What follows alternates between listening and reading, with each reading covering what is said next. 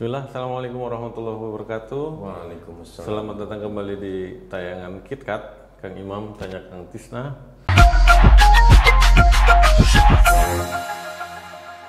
Kali ini kita akan membahas satu yang ya sudah lebih dari beberapa minggu ini viral ya, SCBD.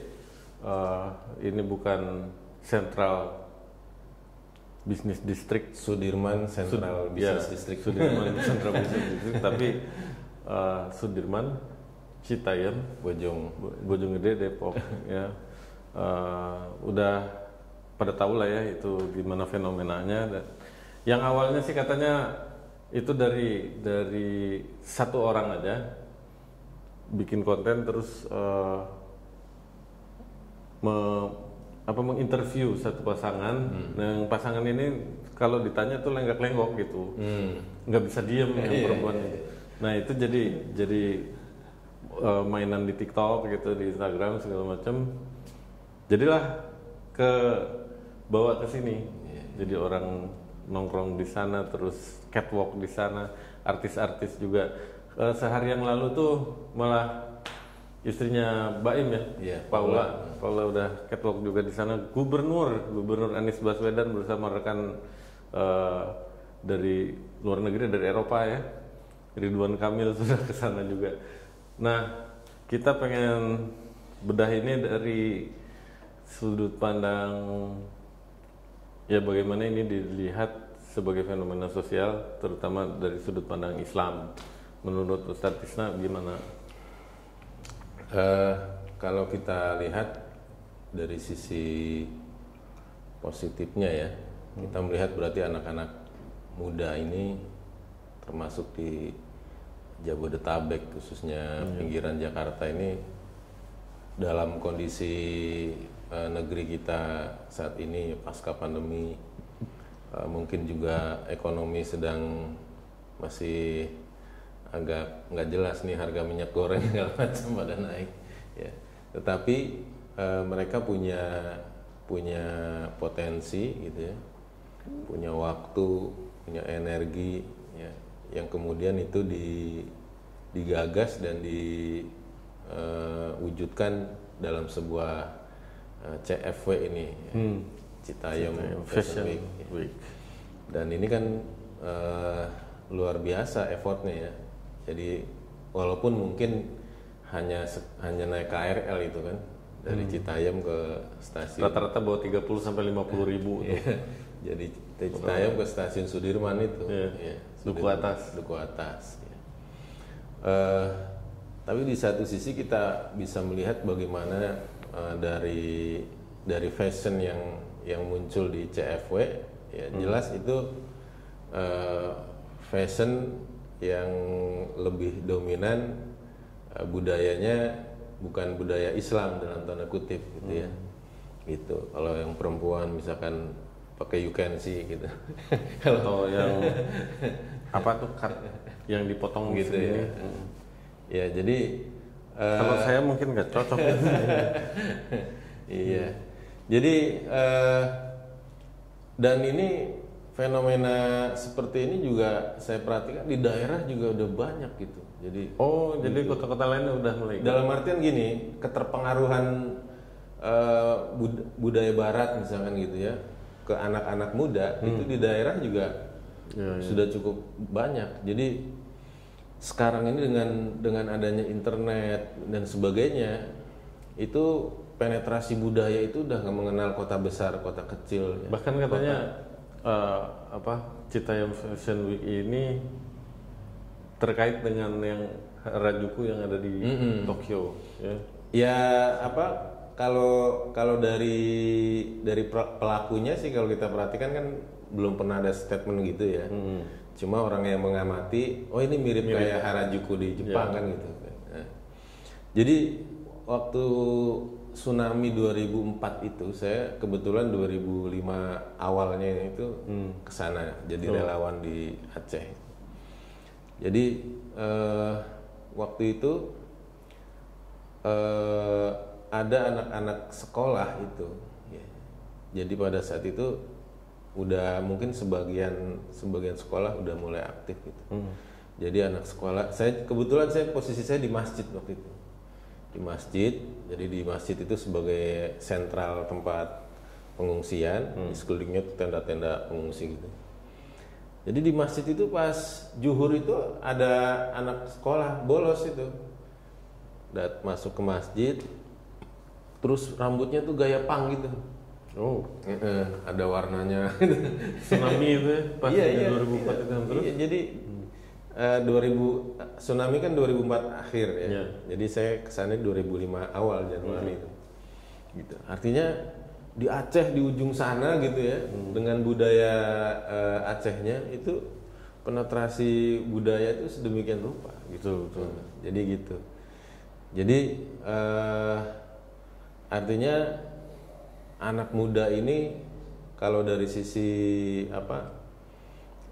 tekanan pemikiran dalam artian beban psikologinya kan harusnya lebih rendah ya. Dalam artian gini, mereka itu kan harusnya masa muda itu kan masa bagaimana bisa membangun karakter mereka, bisa mencapai cita-citanya kan gitu, dengan belajar segala macam. Nah, beda dengan orang yang udah usia-usia kita ini udah mikirin gimana ngasih nafkah gitu kan, gimana mendidik anak gitu kan, gimana orang tua, bagaimana dakwah dan sebagainya. Mungkin mereka relatif nggak banyak pikirannya gitu ya. Dalam artian dengan adanya CF ini juga membuktikan bahwa masa-masa muda ini ya masa orang lepas dari ya menunjukkan ekspresi seperti itu. Tapi tentu akan lebih bagus, lebih baik kalau kemudian anak-anak muda ini ya taraf berpikir ya, kemudian dari sisi peradabannya bisa dinaikkan lebih tinggi lagi, dalam artian kita ajak mereka ya untuk mengenalkan syiar Islam seperti itu ya, jadi gitu. Karena kalau kita lihat dari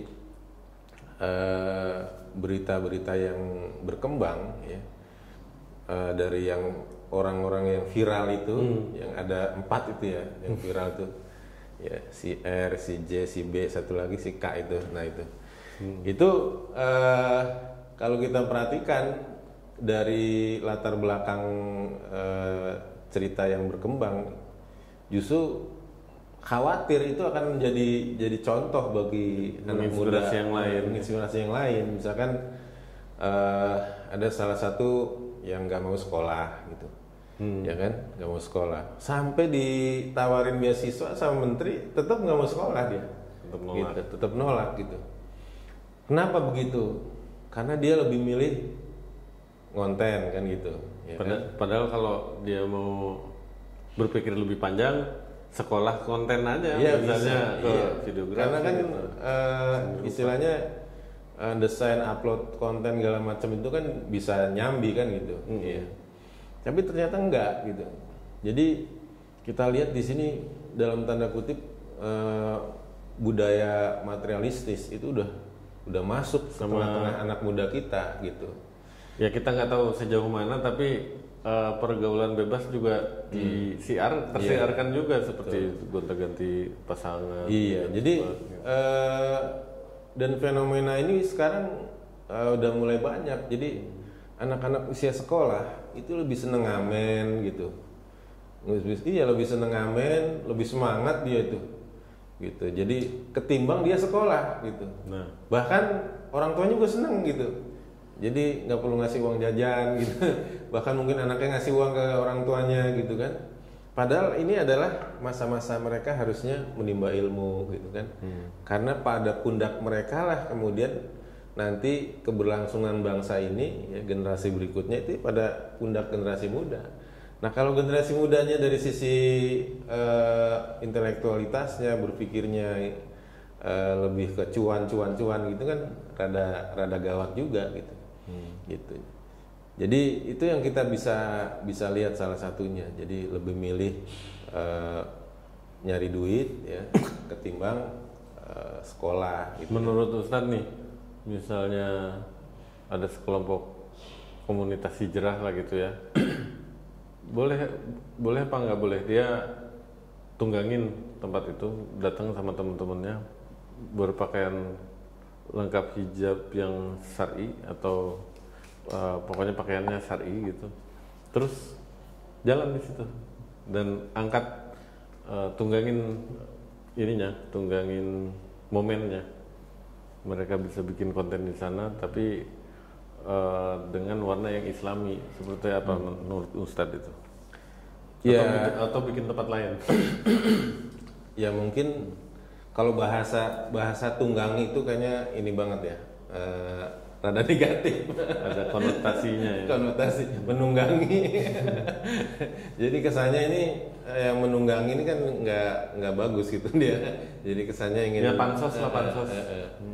Ya pada dasarnya di negeri yang terbuka ya, itu istilahnya di negeri yang terbuka untuk berekspresi, kemudian di tempat umum, di fasilitas umum sah-sah saja sebenarnya kan.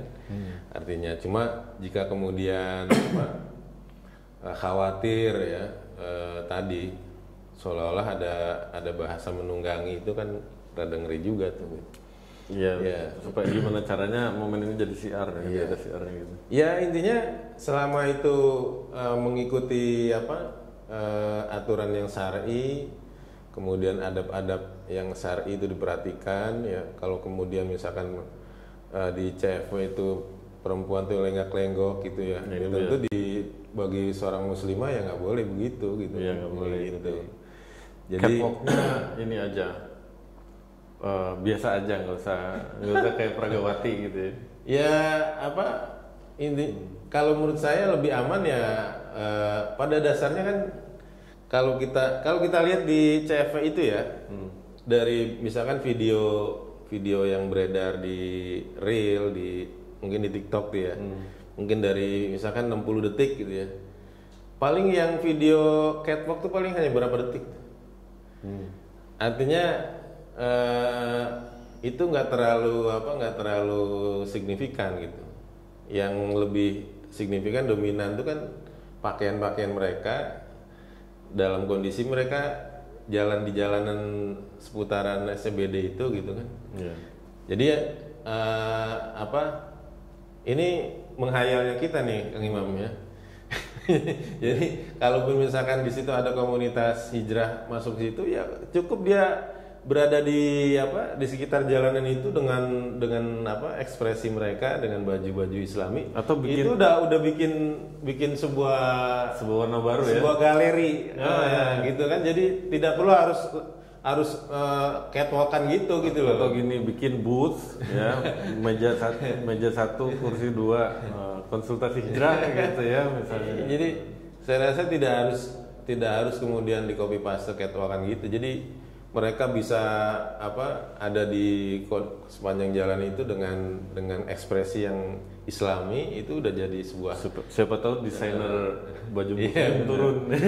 Udah jadi sebuah galeri siar muslim gitu. Nah, satu lagi secara sosial juga ternyata sosial ekonomi ya. Tadi sosial ekonomi ternyata Starlink atau Starbucks keliling jadi hidup yang 200 ribuan tiap harinya dia bisa dapat, sekarang bisa sampai 700 ribu gitu. Itu satu hal. Terus desainer turun berarti menjadi ajang advertising untuk para desainer, jadi itu satu ekonomi tersendiri juga. Ada yang berspekulasi, ini orang yang paham komunikasi, ini tadi saya lihat podcastnya, bahwa bisa jadi menurut dia ini tidak organik, tapi somehow awalnya organik ya, awalnya terjadi begitu saja, terus dipelihara gitu keviralannya. Salah satu yang dia sebutkan itu, apakah ya benar ini adalah upaya dari sekelompok orang yang mendukung misalnya, supaya lebih banyak orang yang datang ke Jakarta melihat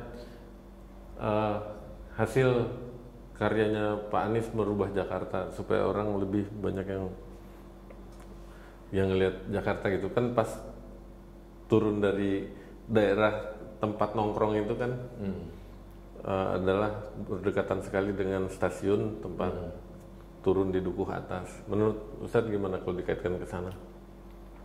Ya kalau analisa politik ini kan sangat debatable ya. Di satu sisi memang jauh sebelum CFW kan juga orang-orang Jakarta termasuk pinggiran Jakarta itu ya biasa Sabtu Minggu ke situ. Setidaknya nyobain busway ya? Iya, nyobain MRT, Transjakarta. kemudian akhir pekan itu kan sekitaran Monas, Sudirman itu memang udah biasa seperti itu. Dan cuma pada kasus CFW ini kemudian menarik perhatian karena ada fenomena fashionnya itu Dan ada 4 icon yang viral gitu ya. Iya, jadi sangat debatable. Terlebih lagi di awal-awal ini kalau kita lihat lebih banyak kontroversinya gitu, ya kan? Ya. Gitu. Anak-anak Citayam kok ke sono gitu. Gitu kan? Gitu. Padahal dekat Citayam tuh ada alun-alun kota ya di daerah-daerah situ tuh, nggak jauh dari Citayam itu. Itu juga mungkin instagramable juga gitu ya. Ya, tapi ya sekali lagi kalau saya lihat ya awal-awalnya itu kan juga ada kontroversinya gitu. Maksudnya kalau ini benar-benar bahasa tadi non organik gitu ya. Ya. Ya itu kan harusnya dia mulus aja tuh, mulus gitu. Gitu. Artinya suaranya tuh opininya tuh naik terus. Tapi ini kan sempat ada yang nyinyir juga gitu ya. Justru dapat kontroversi kan, biar naik lagi. Dan justru kita lihat di sini kan yang lebih viral justru dari gubernur yang dari Citayamnya. Gubernur Citayam kan. Iya. Pak Ridwan Kamil. Pak Ridwan Kamil ini lebih dominan juga gitu di CFW ini gitu ya. Mungkin kebetulan karena subscribernya lebih banyak aja gitu. Sekalian meeting, sekalian foto. Jadi sampai salah satu anak remaja yang di CFW itu ditanya gubernur Jakarta siapa, jawabnya Ridwan Kamil katanya. Ngomong gubernur nih ya, kalau misalnya saya setengah yakin, bahkan yakin mungkin ya, kalau orang yang kemarin di 2016 ikut milih di pilkada atau nanti yang 2024 akan milih calon presiden akan mengasosiasikan yang namanya Bapak Anies Baswedan dengan kelompok yang Islamis gitu. Cuman ya untuk yang menganggap Pak Anies Islamis bisa nggak di-challenge dirinya atau di-challenge saja sekalian Pak Aniesnya ya, kalau menurut saya melihat fenomena yang kayak gini tuh gimana, bahwa orang pacaran gonta-ganti pasangan dinaikkan gitu, kemudian orang yang nggak menutup auratnya kemudian diekspos gitu. Seperti ini apakah kemudian dibiarkan atau kita boleh dong minta komentarnya gitu ya, kalau misalnya memang mau mewakili aspirasi orang yang Islami semestinya dia punya sikap gitu kan, atau rencana atau setidaknya sikap gitu yang diperlihatkan kepada fakta-fakta ini gitu. Menurut Antum gimana? Ya lebih tepat ini diarahkan ke Pak Anies. Jangan ke saya. Iya. Lebih tepat ke Pak Anies. Dan kalau kita lihat selama ini Pak Anies ini berusaha menjadi orang yang pluralis gitu ya. Pluralis juga, Islamis juga. Jadi gimana dong? Ya maksudnya pluralis di sini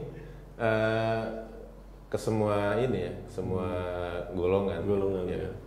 Kalau masih ingat berapa minggu yang lalu, sebulan yang lalu itu ya, beliau meresmikan salah satu tempat budaya Tionghoa di kawasan Glodok ya.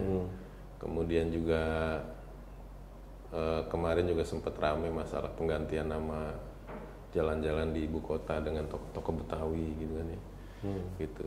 Dia juga hadir misalkan kalau ada acara Natal bersama di gereja seperti itu. Jadi kalau saya lihat ini lebih sosok yang pluralis gitu seperti Kalau gitu pertanyaannya harus dikembalikan ke umatnya. Umat Islamnya harus menilai dengan cara lebih sabar gitu. Bener nggak? Yang mana sih yang bisa mewakili aspirasi nilai-nilai Islam begitu ya? Iya, kalau kita di KitKat ini lebih lebih mengupayakan bagaimana kita memandang itu dari sudut pandang yang Islami seperti itu ya. Dan Tolak ukurnya di Islam. Dan tentu agak sensitif kalau kemudian ini dibawa kepada ranah sosok politik tertentu, dan ini memang lagi panas-panasnya kan gitu. Beliau ini gitu ya. Iya. Kita mempertanyakan Pak Anies, tapi kita disangka. Iya, khawatirnya narasi-narasi seperti ini nanti disalahpahami gitu. Iya. Baik yang pro maupun yang kontra itu bisa salah paham dua-duanya. Nanti kita disangka kontra sama Pak Anies dan pro pada lawannya gitu ya. Padahal yang lawannya juga bisa jadi wah ini pro ini nih gitu, karena selalu mengatakan ini. Jadi KitKat itu nggak berpolitik ya, nggak berpolitik praktis ya. Tapi kita mau membangun kesadaran dan pola pikir politik. Iya, bisa jadi dari orang kontra kan, oh ini lagi bangun ini nih opini Islam tadi, gerbong Islam ya. Apalagi kan 2 kali Idul Fitri kan rame tuh JIS itu buat sholat Id itu. Iya. Tapi padahal sekali lagi sosok ini tidak hanya sebenarnya dekat dengan umat Islam, berusaha sepluralis mungkin sebenarnya gitu. Dan itu ya ditunjukkan salah satunya di CFW ini, seperti itu. Di CFW ini yang terlihat tidak berkomentar secara negatif, tapi seperti membolehkan. Iya. Jadi ya mungkin ya kalau misalkan Kang Imam jadi tokoh nih di negeri ini yang sangat disegani ya, Noko turun di CFW gitu kan. Kan juga tidak kemudian tadi bahasanya kemudian memberikan komentar negatif gitu, dalam artian tetap ada pendekatan-pendekatan yang ini kan.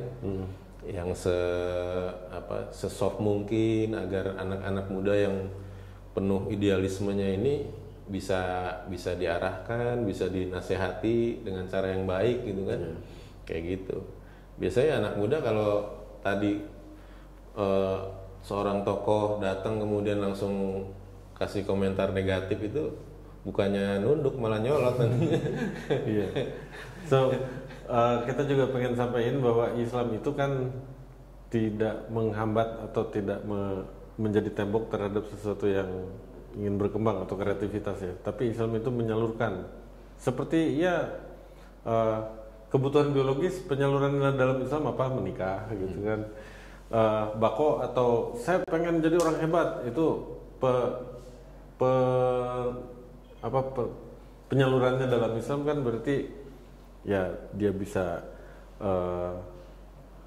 berjihad bersungguh-sungguh dalam apa yang sedang dijalankan. Nah itu yang jadi PR kita kan, termasuk kita di KitKat ini, bagaimana kita bisa menyamakan frekuensi kita dengan seluruh lapisan, termasuk anak-anak generasi muda ini, remaja ini gitu.